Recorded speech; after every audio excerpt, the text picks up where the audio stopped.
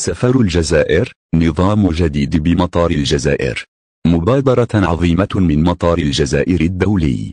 وقد قرر الهيكل فتح مكاتب استقبال وسط علامات لعملائه. تم تثبيت هذه النقاط التي سيكون لها أيضا مهمة تلقي شكاوى الركاب في مبنى الركاب واحد والصائلة الغربية، وفقا لبيان الصحفي صادر عن المطار.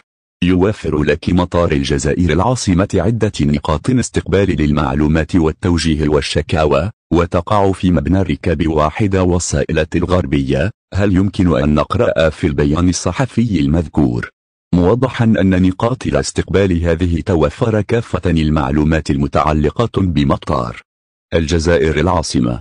يشير نفس المصدر إلى أن المضيفات تحت تصرفك لإرشادك وإبلاغك وتلبية توقعاتك وجعل زيارتك إلى مطار الجزائر العاصمة ممتعة. التأكيد على أن صناديق الشكاوى وسجلات الشكاوى متاحة لك لجميع طلباتك من أجل معالجتها وتحسين جودة الخدمات. المقدمة. تفاصيل مطار الجزائر. ويحدد مطار الجزائر العاصمة توزيع نقاط استقبال المعلومات على النحو التالي: المحطة الغربية، عدد 2 من كاونتر المعلومات والتوجيه والشكاوى في صالتان المغادرة العامة. مربع المعلومات والتوجيه وعلى مستوى منطقة الصعود مربع للمعلومات مبنى واحد. كاونتر مركزي للمعلومات والشكاوى بالصائلة العامة، عدد 2 من صناديق التوجيه في الصائلة 1 والمستوى 2.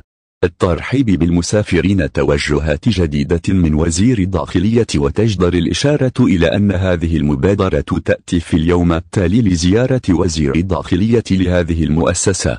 ثم أعطى إبراهيم مرادي تعليمات بزيادة عدد كاونترات الاستقبال مع حشد المهارات البشريات الضروريات لاستقبال العدد المتوقع من المهاجرين، وتي سيتعين مضاعفتها بعد الإجراءات التي قررها رئيس الجمهورية: تخفيض تذكرة بنسبة 50%. الأسعار. كما نقل الوزير نفس التوجيهات خلال رحلته إلى ميناء الجزائر العاصمة.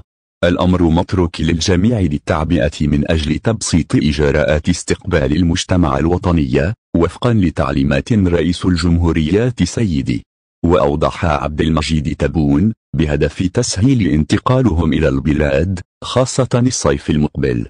على وجه الخصوص، الأمر متروك لجميع الجهات المعنية بالترحيب بالمجتمع، بما في ذلك هيئة الأمن الوطني والجمارك، لتنسيق جهودها من أجل راحة المسافرين، ولا سيما من خلال استكمال إجراءات التفتيش في السفن، بهدف تقليل وقت الانتظار بعد مغادرة العبارة.